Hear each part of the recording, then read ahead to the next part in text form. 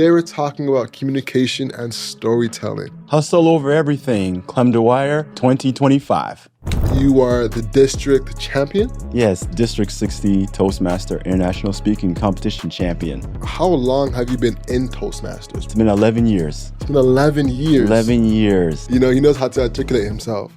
Was it always like that for you? No, I grew up with a stuttering problem, so it was a speech Really? impediment. You too? Yes. Yeah, the shocking thing is when I tell people this, people who I spoke to, eyes open, go, I had one growing up as well. And they were surprised that I moved into the area of public speaking because they refused to do public speaking. Like, I want to get into the nitty gritties because Right. I want someone to listen to this and be able to have it in their back pocket when they're going to present to their board, when they're going to present in front of their class. You know, like, let's get to some of the mental frameworks you use to help prepare. Yeah. Talk to me.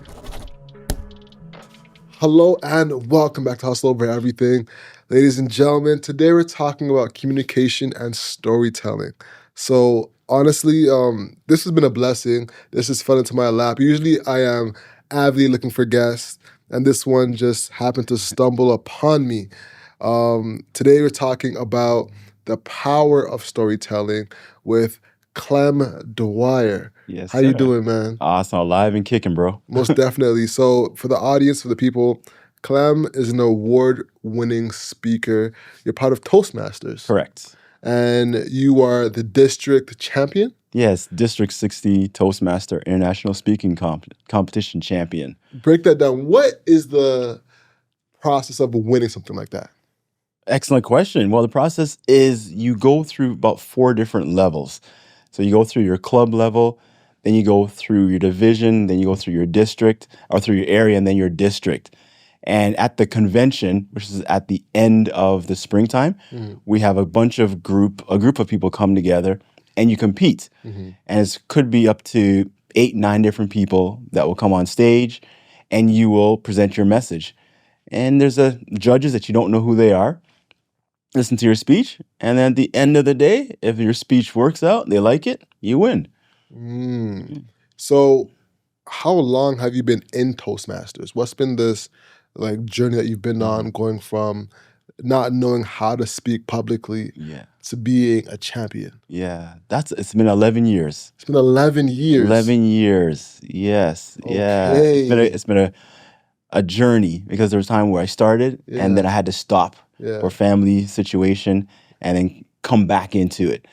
So the journey has been eventful, none to say the least. Okay, all right. So what we're here to talk about is really just getting into how to have a proper story. Yes. You know, what are some of the tenets of having a proper story? Biggest thing, first of all, is who's your audience? Yeah. Like, you're not going to tell the story to an audience of someone who's not going to be relevant to. So that's what the number one part is, curating a story that's going to be relevant to your audience. So know your audience, curate the story that you want to effectively impact them. The next thing about the story you want to have, it's got to be personal, it's got to be relatable, it has to be memorable.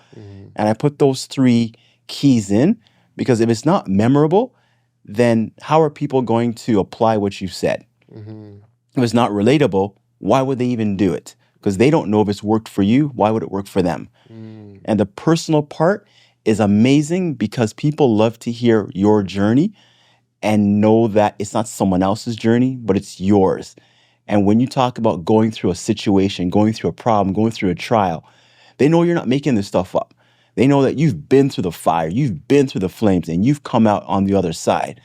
And that gives them the encouragement to say, you know something, I too can do it because Clem was able to do it, because Mike was able to do it, because Chris was able to do it. Whomever was speaking, they love that because it draws the emotion.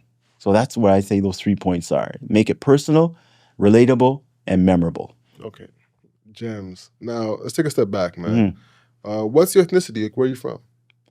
I'm actually 100% Canadian. Okay. My parents are Jamaican, so I'm first-generation Canadian. Okay. Now, do you feel like you can properly claim being Jamaican?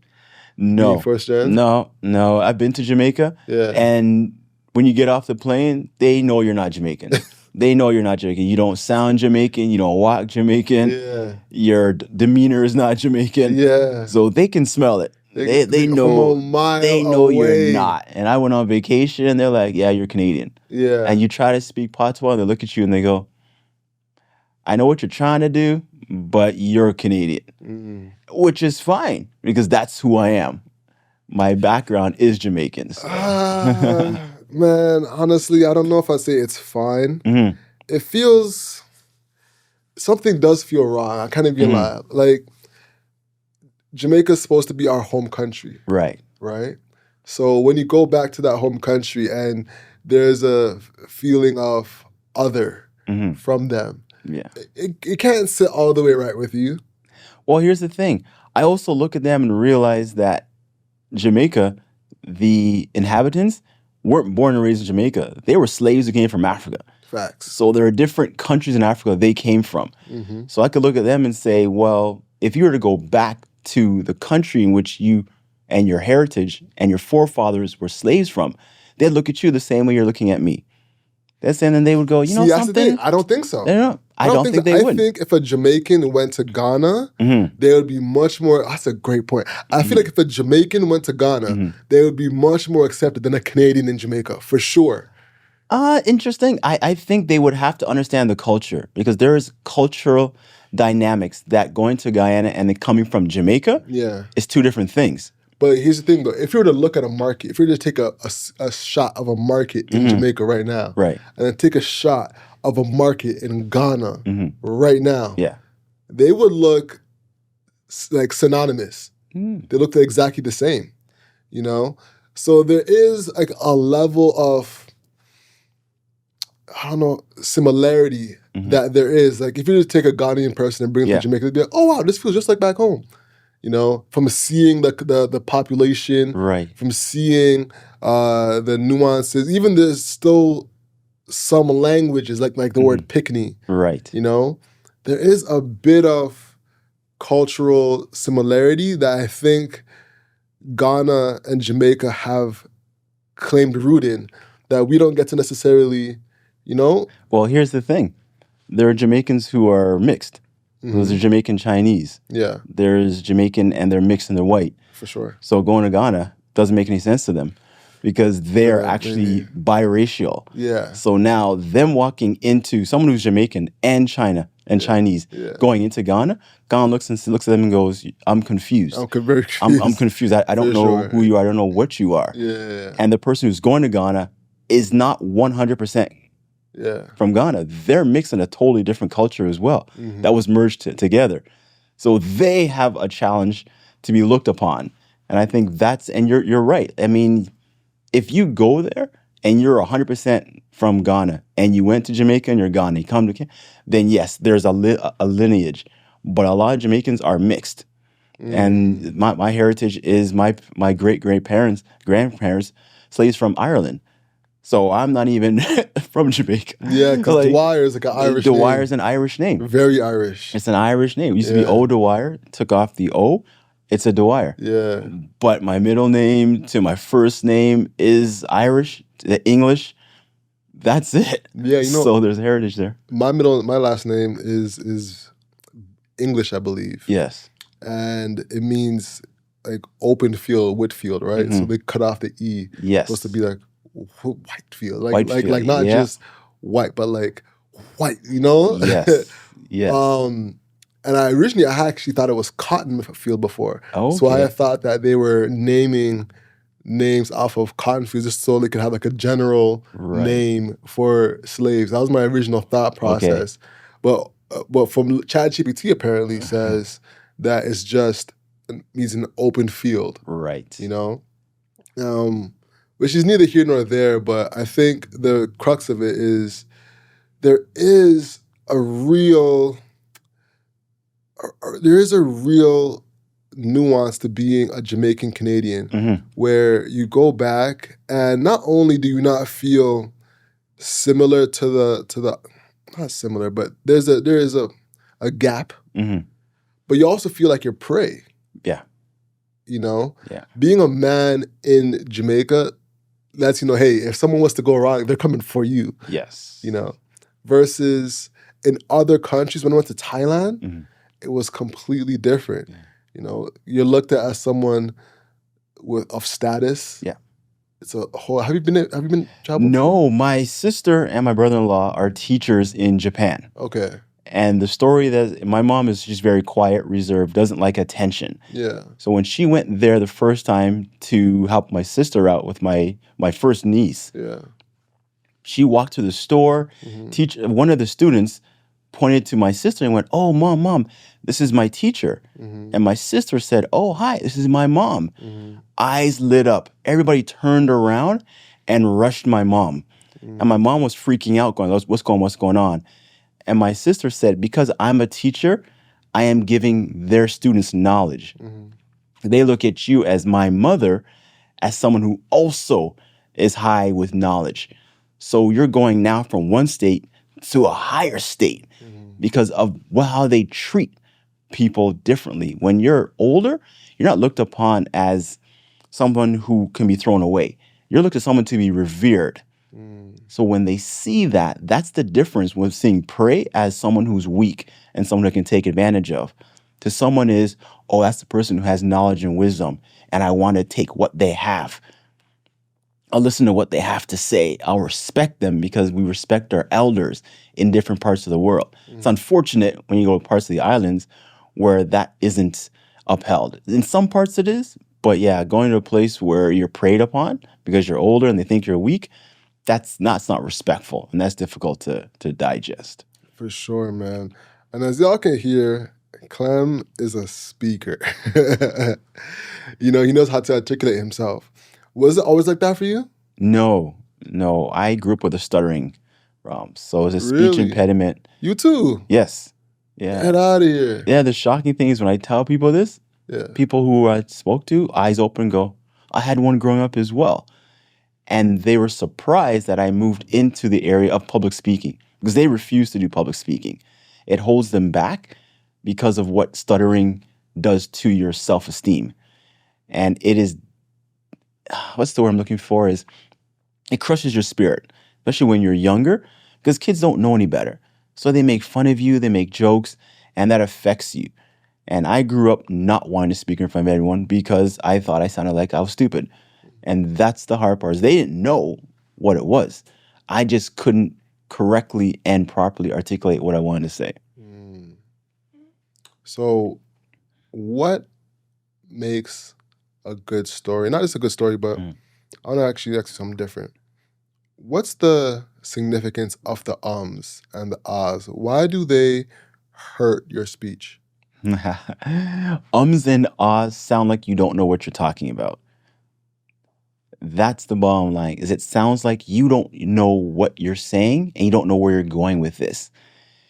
When you're doing the ums and ahs, it's a lot of times that you're speeding through what you want to say and your brain hasn't caught up to what the message that you want. So you go, so guess what I want to do? And I want to move down the street. That's because, and it sounds like you're making stuff up. Like, where are you going with this? If you listen to someone who says ums once or twice, you don't notice it. When you've trained your ears to now hear it, it bothers you because you're listening and that's what now becomes the only thing you hear is, you know, I'm no longer hearing your message because it sounds like you're a butterfly going over the place. Is there a strategy to get rid of ums and ahs? Slow down. That's the thing. Slow down. Think your message through. Too many times we forget that when you're in front of an audience, the audience is there to see you. You own the stage. You own the time. Be respectful of the time. But if there's 20 people in that room, they want to hear you. They want to hear your message. It's up to you to make sure you present that message in such a way that it does not become distracting. So you have to learn to slow down. Learn to pause. That'll help the words that's speeding through your brain to slow down and catch up to your mouth. And that is something that I've learned through speech therapy. Is when your brain is going 100 miles an hour, but your mouth is only going 10, it becomes very congested. You went to speech therapy. Yeah. What was speech therapy like? Well, for 2 years before class, I had to go to, actually, it was a hospital. Went through the room, sat with a lady. Remember her? You could see her face. And we would sit down and she would talk to me and ask me to repeat sentences, read a book out loud. And I could do it because I felt comfortable in that space. What she trained me to do is, can you go home and do the exact same thing in front of your parents? I'm like, yeah, I can do that. Then she took it one notch further. She said, can you do it in front of your classmates? And I went, no. And she was like, well, why can't you do it? I said, because they'll make fun of me. In my head, I had pictured failure before I had even started. That's why I couldn't do it. So what therapy meant is, if I could speak fast enough and get the words out fast enough, I wouldn't be in front of you long enough for you to make me laugh at me. That was my theory. But it made it worse because I just kept stumbling over my words. When she taught me to, Clem, just slow down. Pause, breathe. Let the words soak in. And I thought, okay, that's a lot of time. But what it did is, the words weren't going 100 miles an hour. My mouth and my brain started going at the same pace. It's like a metronome. If you have two metronomes going at different times, it sounds like a cacophony. But if you can get both of them going click, click, click, click, it sounds magical. And that's what I had to learn through therapy. Interesting. Yeah. So it's almost like a confidence thing where because I want to get off stage, Yeah. I'm speeding my performance up to hurry up and get off stage. Yes. But in doing that, I'm actually embarrassing myself. I'm hurting myself. Yeah. By speeding it up to hurry up the Correct. process. Yeah. Interesting. So when she was telling you to slow down, is there a process of slowing down? Like, you just take a breath or count to 3? Like, I want to get into the nitty gritties because I want someone to listen to this and be able to have it in their back pocket when they're going to present to their board, when they're going to present in front of their class. Yeah. You know, like, let's get to some of the mental frameworks you use to help prepare. Yeah. Talk to me. So what I do is, when I'm writing out a speech about to present, I use paragraphs. So if you look at a book, there are paragraphs meant to break up the story. If not, it becomes like a run-on sentence. And it becomes very difficult because now you're reading all these lines as fast as you can. Paragraphs break up what you're trying to say. Those breakups is when you pause. That's how I start writing out all my speeches, and I start reading it over and working on, this is a part where I pause. This is a part where I pause. This is a part where I pause. So it becomes so repetitive that my brain sits there and says, all right, we're not going to memorize everything. We just now know that there's certain things you need to talk about in this paragraph. Let's talk about it, but make sure you pause. The more subscribers we get, the better the guests get. So please hit subscribe and support this Black-owned independent podcast. All right, see you in the show. You have to almost mentally visualize what you're trying to say and what you're trying to convey. And that is what I've learned just by simply writing out my speech and looking at it, reading it out loud, finding out what sentences connect. And sometimes just finding 2 or 3 sentences is enough to impact somebody, as opposed to 5 paragraphs that you're speeding through, because people have to digest what you're trying to say. That's the key. Interesting. Okay. I'm taking notes. I hope y'all are taking notes. Now, in this speech, actually, I want to stick on preparation. Yeah. How long should someone prepare for a speech? Let's say I'm going to present in front of a boardroom. I have a pitch I want to do. How long are you preparing? That's a tricky question, because sometimes you might be called in to present the pitch 2 days from now.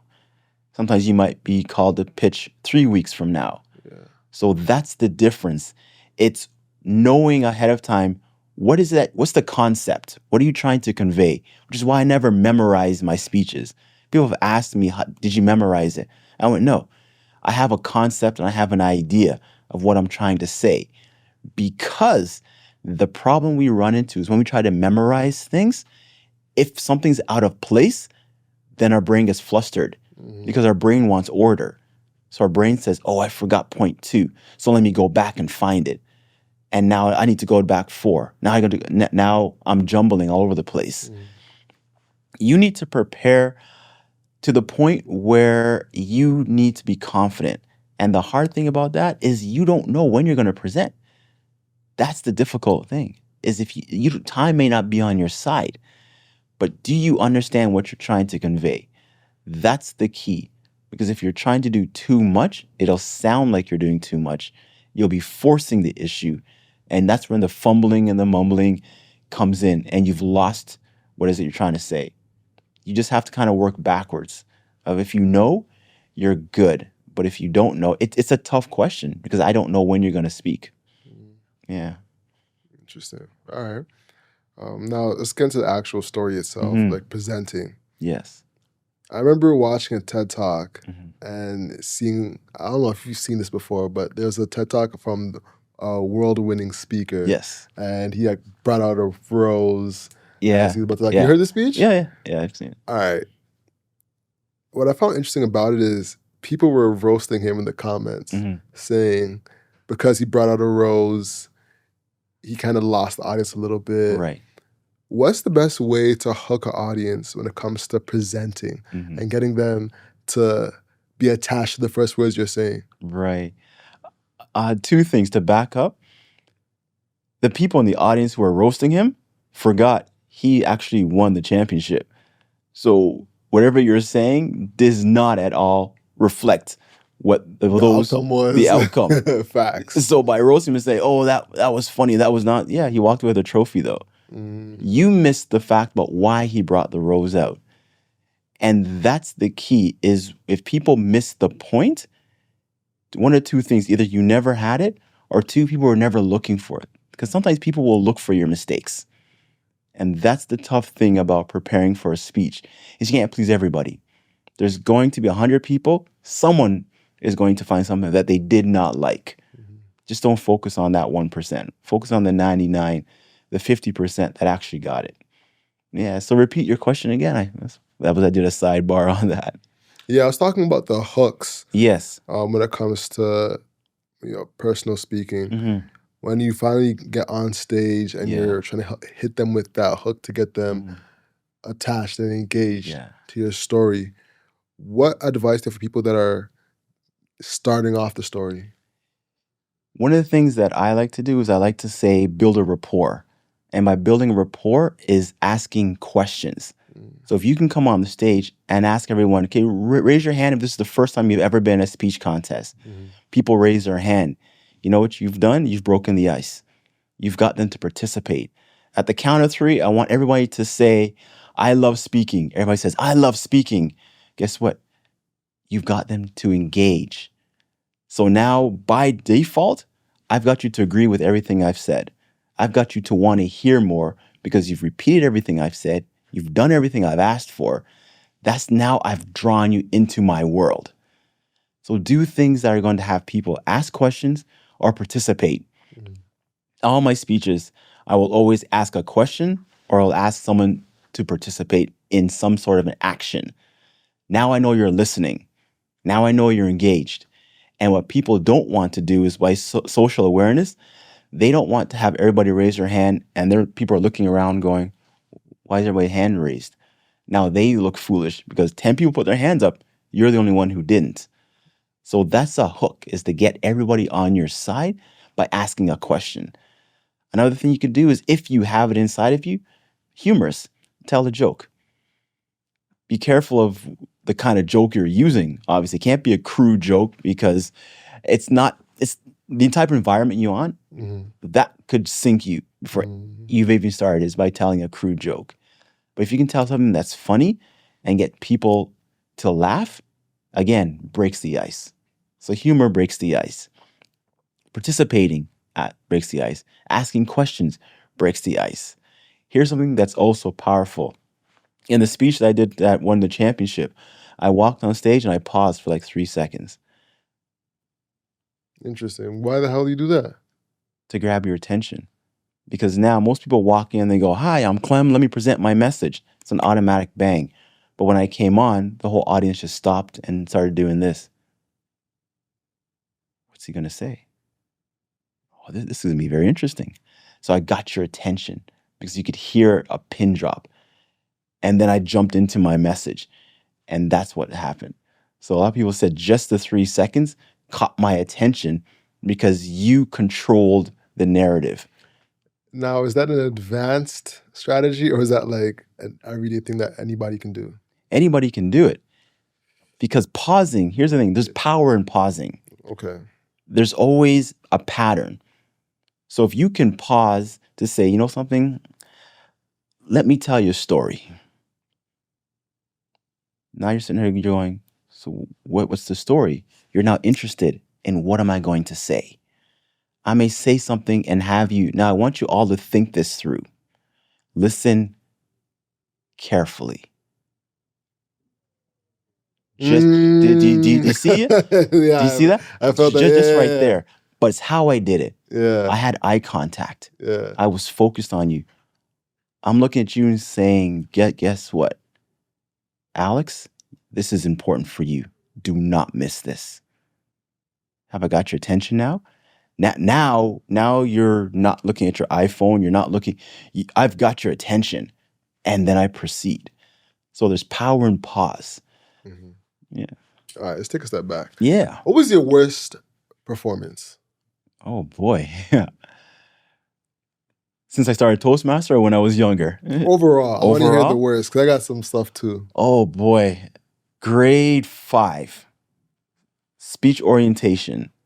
Mrs. McMahon called the class and said, we're going to do speech orientation, or we're going to do speech oration. Really? And I went, what? And my class was like, what does that mean? We're going to do public speaking. You're going to write a speech, present it within 2 to 3 minutes in front of the class. I sat in the class, and I can still see it. I sat the back in class, and I went ghost white. Now, for a black man, that is very hard to do. All right. But I went ghost white. I froze. Yeah. And I went to the teacher and I said, Mr. McMahon, she goes, yeah, can I run around the school? She goes, what do you mean? I'll run around the school until this is done. I can't do this. She's like, but Clem, you have to do part of your mark. And I said, then I'll fail. I just didn't want to do it. It took me forever and a day to find the topic I wanted to pick, then to write it out on cue cards. When my name got called and I walked up, it was like she said public execution. I could hear the dun dun dun dun dun dun dun dun dun dun dead man walking. Yeah. I walked up there, I stood there, and I couldn't see anybody. I honestly went blind. I to this day, I swear that my class was there. I couldn't see anybody. Alex, it was the most frightful thing. 2, my chest started to feel tight. Cotton balls in my mouth. I know this vividly, as if it happened yesterday. 3 minutes felt like 3 days. My topic was on football. I don't even know if anyone even got what I said. But it was the most painful 3 minutes of my life. I sat down and almost cried. It was the most heart-wrenching. That minute, I said, I'm never speaking in front of anybody again. I said, never, never, never, I'm doing this. And I made a solemn oath that I was never going to do it because that was the most frightening, heart-wrenching experience I'd ever gone through. Damn. Yeah. He got me beat. Yeah. Sheesh, bro. All right, so this is a real conquering thing for you. Yes. Like, this is you conquering like your childhood trauma, Yeah. not just getting a new skill. No, yeah. Sheesh. I thought I had conquered some stuff, but I pale in comparison. Damn. For me, I remember I always used to talk because I'm my only child. Okay, yeah. So I used to be at my grandma's house talking and talking and talking. Just about whatever. You know, as a kid, why? You know? And I'll never forget, like, my uncle saying, like, stop talking. Just stop, please. Right. And I used to think, damn, you don't want me to talk no more? And then I was fast forward years later, I had biology project in grade 11. Okay. And I worked my ass off Mhm. for this project. Right. And it was a make or break project. Right. I think my grade was probably like a 50 even. Yeah. If you fail it, you're done. Yeah, I hear you. And my teacher hated me. I was gonna shout her out, but nah, you don't get that shout out. And I went up there, had my notes ready, had everything prepared, Mhm. and I put the notes on the like laboratory Yeah. desk. You know how they have like that Yep, mixed use yep. laboratory desk Yeah. in the chem classes, Yeah, biology right. classes. Exactly. Yeah. I put it on there and I start talking. I'm killing it for the first few minutes. Mhm. But the paper I had wasn't stapled. Oh. So I'm looking down at my notes and I just make the mistake of taking one out and putting one down. And it ruined the whole thing. And I heard someone whisper at the back of their neck, "Oh, just stop talking." Yeah. And that brought me. It was like the biggest trigger. Yeah. And I was like, "Sheesh, dog, this is it. Yep. I ain't talking no more Mhm. unless I get it all the way right." Right. You know. So that's what led me to this. But turning white as a black man, Ghost white, bro. Ghost white. Most fearful thing ever happened to me. Yeah, man. All right. So when did you decide to really take this seriously?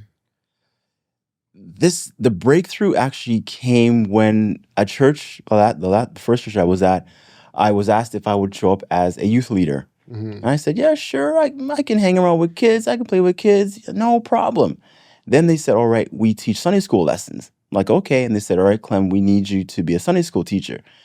I went, that's not what I do. Mm-hmm. I'm good with everything. I play games. I'll be the enforcer. I'll play. But you want me to present? Not going to do. Remember, I already told you when I was in grade 5, I'm never doing this. And I stuck to it all through junior high, all through high school. I didn't want to present. Didn't want to present unless somebody was up there with me. And even then, I picked the smallest part. So I'm in there and I would always preface all the junior high kids. Remember, these are junior high kids from the inner city. If you're doing something wrong, they going to let you know. They got no manners. Yeah. No manners at all. So they're the rowdy bunch. Now I have to calm them. I have to get them to settle down and present this message for about 20 minutes. And I sat there and I would always preface, all right, guys, just to let you know, I have a stuttering problem. So it's going to take a while, but if we just pay attention, we can make it through. Did that like 5, 6, 7, 8, 9, 10. Then one day, the one kid, Mikey, never forget his name, he was the straw that broke my back. Pause. And I say this because the back that he broke allowed me to grow a new one. Pause. Mm-hmm. That's it. He said, Clem, why do you keep saying you have a stuttering problem? Is there a message you're trying to tell us? Because none of us hear you stuttering. I'm like, what? So I polled the class. I said, raise your hand if you heard me stutter. No one put their hand up. I said, guys, you're not going to get in trouble if you do. Just how many people for the last 2 months have I spoken? Yeah, you've heard me stutter. People are looking around going, Clem, we've never heard you stutter. We're trying to figure out, like, is there a point? Because nothing you're saying at the beginning makes any sense to what the message is. And I went, oh my goodness. I let my past fears become bigger than what reality was. At that moment, everything changed. At that moment, I said, so I'm not stuttering. It was all in my head. And every time I spoke, there was always a kid who said, that message touched me. That message was awesome. I like the way you present it. That led me to where I am right now because I believed in that moment, any message that God places on your heart, any message that comes to your mind is worth speaking about because it will affect and it will touch someone in a positive manner. If I gave up right there and then, I wouldn't be where I am. That was a kind of inspiring message from a kid who was the troublemaker, is the one who blurted out and said, I don't hear what you're talking about because I don't hear stuttering. He shone a light on a one problem that I kept making bigger than life itself. That's why I look and I tell people, I don't want to hear about your excuses. You make excuses for days. I want to hear what we're going to do about your excuses. We can get through. Excuses are hurdles you put in your own pathway of success. That's all it is. If you can get past those hurdles, you can do amazing things, powerful things, influential things. But you're putting hurdles in front of you. Nobody else. Not your daddy, not your mama, not the school teacher. You come with as many excuses as you want. You are putting them there. And if you can put it there, you can remove it. And I've been inspired by people who have the same type of story where someone said you couldn't do it. And they said, well, I'm going to work and find a way to do it. And because they did it, they inspired millions of people. That's the kind of man I want to be. Big gems. You know what's interesting on that point, on excuses? I heard something the other day that really stuck with me. A guy was saying failure is better than excuses. Because you can learn from failure, but you can't learn from excuses. Yes. You know, you can try something, fail, and man, I was almost there. Yeah. If I had just done this, I would have gotten there. The excuse is no learning in it. Not learning anything. It just ends right there with that excuse.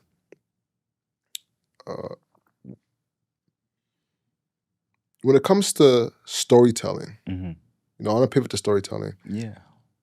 How can somebody tell a good story that's compelling?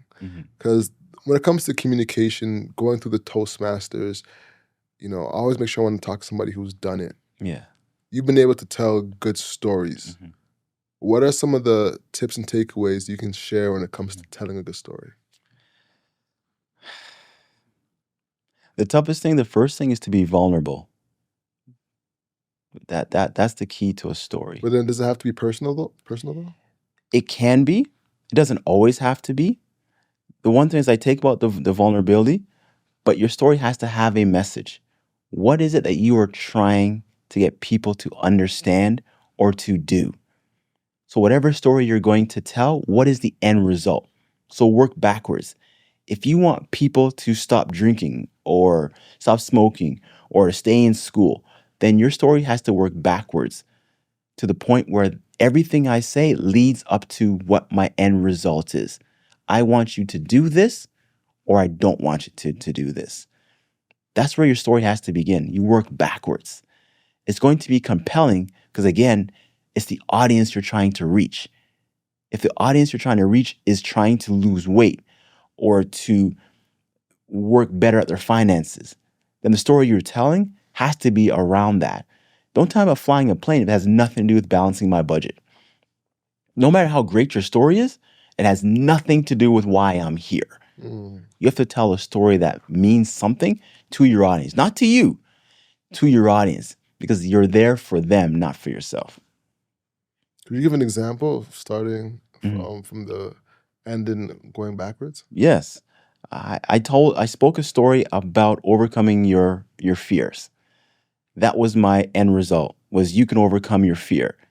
My story that I spoke about overcoming my fear was, well, I had another one where I went to Hawaii. Yep, some of us had to go. I went to Hawaii and climbed a waterfall, 30 feet. Alex, not in any day in my life, living in this country of Canada, would I have ever climbed a 30-foot waterfall. That's the dumbest thing I've ever done. I would have never thought it through. Why? I'm thinking scared of heights. I go up there, I fall off, I'm going to die. So I would never have done anything that's exciting or that risky. Went on vacation and something clicked in and said, if your biggest fear is doing something out of the ordinary, imagine if you were to jump off this waterfall. What would that do for you? That would break a fear. That would be something that I said I could never do. Now I believe I can do anything because of that one act. It was a physical act of mentally saying, I can jump off this waterfall and I will survive. Not it might happen, because you can't be doing anything and thinking it might happen. You have to go in with every confidence to go, it's going to be right. It's going to be great. I'm going to overcome it. I did that. I haven't told my mom. She's never heard that story. So if she watches this, I'm probably dead. But she's never heard the story. But I did something out of the ordinary that I would have never done because I wanted to put my mind to say, Clem, you cannot allow your fears to stop you from doing anything. You cannot allow fear to push you away from where your direction can be. So my message was, don't let fear be your failure. Don't let fear hold you back. I started doing all that. So that I started from backwards. and worked my way through the story that reflected what I wanted you to get out of. I see what you did there. I see what you did there. Okay. Working towards wrapping up, Mm-hmm. I think people can really take some tactical tips from this. Work from the back forward. Yes. And in the beginning of the show, you had some tips Mhm. on storytelling as Yeah. well. Could you repeat that? Oh, well, your story should be relatable, memorable, and personal. Relatable, Memorable, and personal. Interesting. Relatable, Memorable, and and personable. personal. How the heck do you know if it's memorable? You'll know it's memorable when someone comes back to you and says, "Remember what story I remember you told me?" And I'll make an example. I spoke at a contest and I didn't win. Didn't win it. 6 months later, I showed up at another event. 2 people walked up and said, "Hey, you're the guy who spoke about." And I went, and because I'd done so many speeches before that or after that, I went, "What speech are you talking about?" They said, "Oh yeah, I remember in January, you were at a competition and you spoke." I went, "Oh my goodness, you remember that?" They, "Oh yeah, it was great." And they quoted some parts that I said. That's how I know it was memorable. I know it was relatable because I did another speech and someone walked off the stage and said, "I'm going through the exact same thing you're going through." I needed to hear that because no one I spoke to had ever been through what I was going through.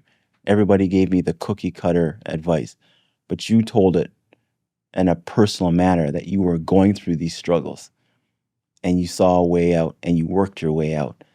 That's going to allow me to wake up each day knowing that it's possible. She remembered what I had to say. It related to what she had to say because it was personal. It was about me. Mm-hmm. And I said, "Listen, I'm not afraid now to open the door. This is what I struggle with. This is what I was going through.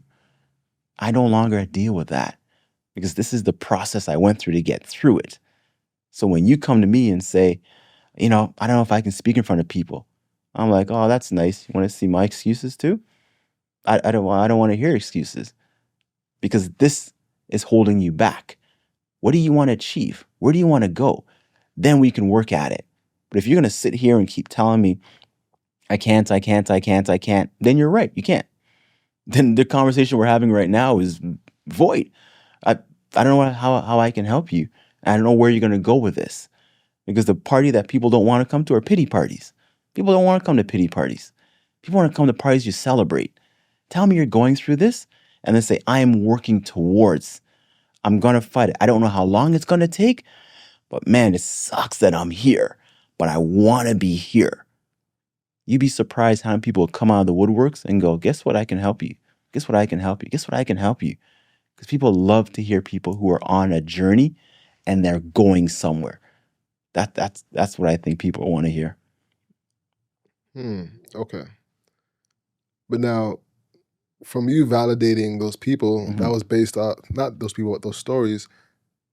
I'll say that again. From you validating those stories, that Mhm. was based off of people telling it to you. Mhm. But without that feedback, how would you know? You don't know. You don't know. You have to go out there believing everything you're saying matters. It's I like to present with athletes. If you've ever been on a sports team, no one starts the season saying, "Well, I hope we have a losing record." Nah, No, definitely not. no one ever sits there and says, "I hope we just break 500." Mm-hmm. Everyone goes in the mindset, "I'm going out there to win a championship." They have no proof that they're going to win it, but they go through it with every inch of their fiber saying, "We are going out there to win," or what's the point? If you're going to go out and just be mediocre, then don't show up to practice. Don't put in the effort. Don't train. Because it's easy to be mediocre. But to be a champion, you have to have that mindset. What I say, the Kobe Bryant, the Mamba mindset. Someone says, "You can't stop me." Kobe never went in saying that I might win a championship. Every game was, "I'm going to win this." Did it win? Did it win all the time? No. But you have to have that kind of mentality. Michael Jordan in basketball, same thing. Tom Brady, football. And I use sports analogies because that's the most competitive thing that you can see tangibly. Mm-hmm. No one goes in there thinking they're going to fail. No matter how big the odds are, you have to walk in there going, I am going to impact someone's life. You have to. Or you don't, then what's the point waking up? If I don't believe this podcast means something, if I don't believe someone's going to be impacted, why am I here? Why would I be wasting your time? Why would I waste? I could be go home and sleep, watch Netflix. But I'm here 8, 9 o'clock at night because I believe in what I'm saying. I believe in what God's placed in my heart. I believe that there's a plan for me. I don't go there half baked. 1,000 people on stage, don't care. Still going out for gold. Still going. You might walk away and say, I didn't get anything out of it. You might not, but someone else did. I have to have that mentality. And anyone who wants to be a champion always thinks that way, or you will never wake up thinking there's a reason why. You just go home going, whatever. I go home going, did anybody get it? Don't know. Next message. Curate this message. Tweak it a bit. Ask around. Sometimes you have to ask for feedback. And I've done that where I go, did you get the message? And someone may say, no, I didn't get it. Here's the point. Ask, well, what did I miss that you didn't get the point? And then learn from that feedback, curate it to become better. That's what I work on. Bars, okay. Man, you said so much. From what I gathered, one of the main things you need to do is repeat yourself confidently over time. Yeah. Because if you continuously do that, not only will you present with confidence, but you'll get the feedback to reassure the confidence. Yes. Yeah. I like this. John Maxwell has a quote where he says, you have to bet on yourself. And he uses the analogy of poker. Now, I've never played poker, but I've seen the game. So I understand how it works. And there's always a scene where in James Bond, those other spy movies, you see they're playing poker. And someone looks across the table, looks at his hand, and he doesn't have a winning hand. He's got a losing hand. But he believes that he can win this hand. He believes he can win this game. So what does he do? Pushes everything to the center of the table and says, I'm all in. You know what that does to everybody else? Now they start going, oh my goodness, we're playing with a champion. We're playing with someone who has no fear. They don't know what he has. He knows what he has. And he doesn't know what the other 3 or 4 players have. But when you have that confidence, when you walk to the table with your chips up there and you say, all in, win or lose, but I'm here to play. Those are the words of champions. Because they may lose it, but guess what? They come back with the idea of, I'm going to get that money back. I'm going to go out there and win it. I'm going to go and try better. I'm going to learn. I'm going to find who the best poker player in the world is and learn from them. So when I come back to this table, I'm going to get my money back and I'm going to double it. That's the mentality that says you need to bet on yourself. Because honestly, Alex, if you don't, who will? I got to bet on me on a daily basis. I don't know if I ever be a well-known public speaker, but I'm betting that I'm going to go out there and do something, make a difference in someone's life. That's what I do every day. Bet on myself. You got to do it.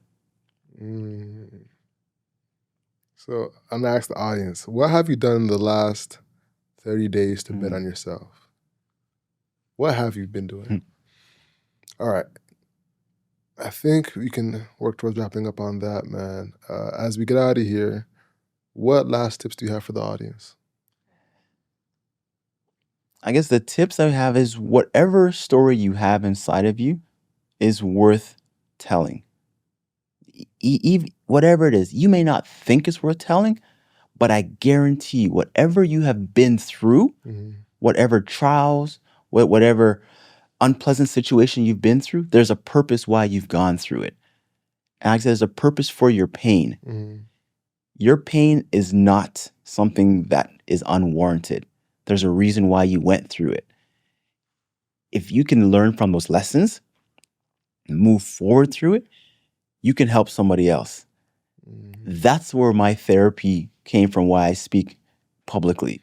Yeah, it almost seems like your speaking is very therapeutic for you. Yes. Yeah. Every day I wake up, there's a picture that I have of when I was 10 years old. I look at that and go, that's the 10-year-old Clem. I want him. I'm speaking to him every single day I get on stage. I'm looking at Clem, 10 years old. You don't think that what you have to say is important. You're tired of people laughing at you. Well, guess what? 40 years down the road, people are going to listen to what you have to say. You don't see it now, but don't give up. That's every time I look on stage, I see 10-year-old me. That's what I do, because 10-year-old me has to get here. That's what I do. So when someone walks up and says, hey, I've been through, I'm like, yeah. Not a single person in this room has never failed. Not a single person who's walking doesn't have a fear of something. You don't have a fight. It might not be stuttering. It might be you're dyslexic. It might be that you don't have self-confidence. It might be whatever it might be. Can you look at that lesson that you've learned? How can you apply it and move forward? Because if you keep thinking you can't do it, again, if you think you can't do it, then you're right. You'll be stuck in the past.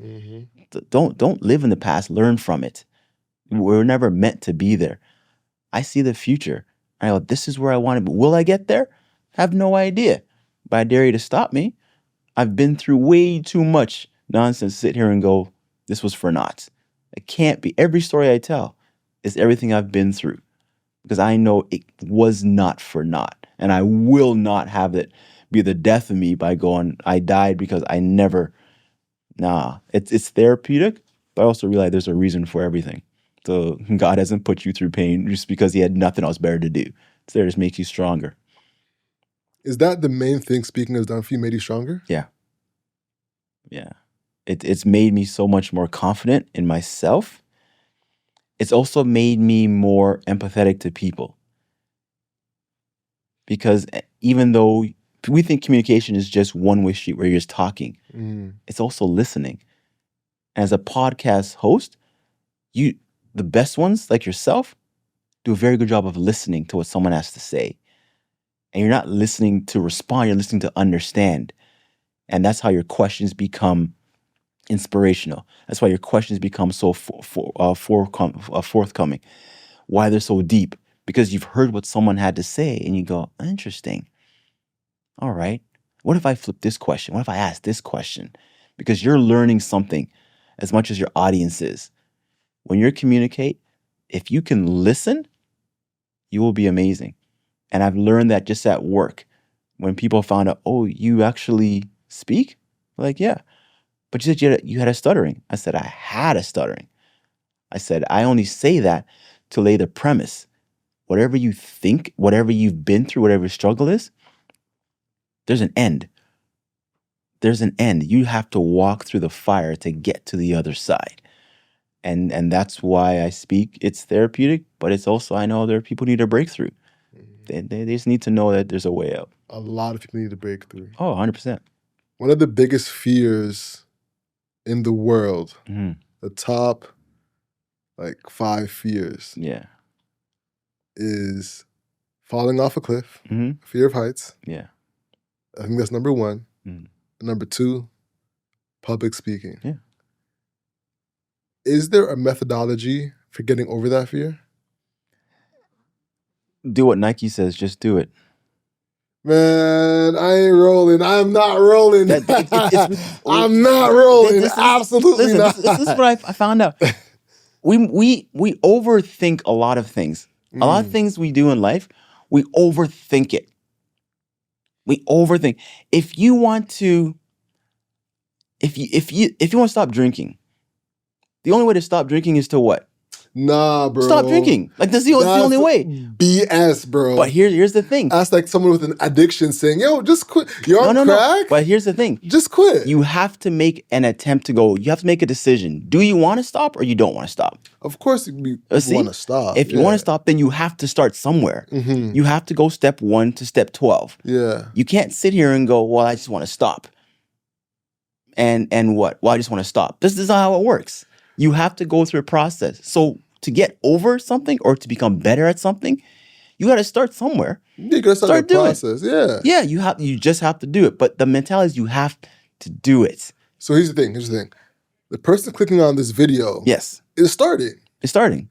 So like for the person that's just starting, saying just do it, honestly, it doesn't feel like it's a actionable thing to say, yeah, let's go do it. Because there's so much gap between becoming someone that's a non-public speaker. There's people who are just Right. like, listen, I don't want to speak in front of friends. I don't want to speak in front of family. Right. I don't want to speak in front of anybody who hasn't heard me talk for 3 hours straight. Yeah. Like, that's a very regular feeling. Yeah. So for those people, just do it. Here's the process. Just do it is the umbrella. Okay. What are you doing to just doing it? You see? So what I just had you do is say something and someone just do it. And you went up saying it can't be done. No, I didn't say that. So here's the thing. When you're No. just doing it, what do you want to do? So if you want to learn to start to speak effectively, watch YouTube, read books, take courses, watch classes. What is it that you want to do is to speak? Then that's what you have to do. You have to watch others who speak. You have to also do it yourself. So what I started doing is speaking out loud in front of the mirror.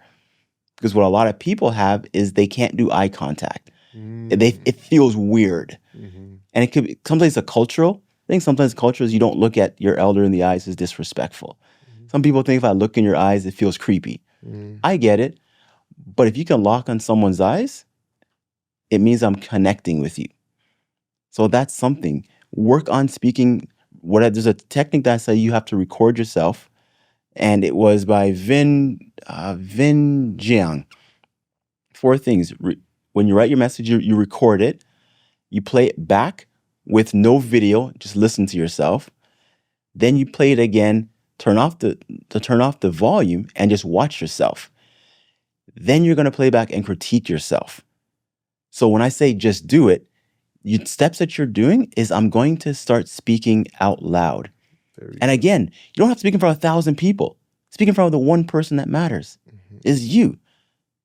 You have to hear yourself. Okay. Some people say, I don't like my voice.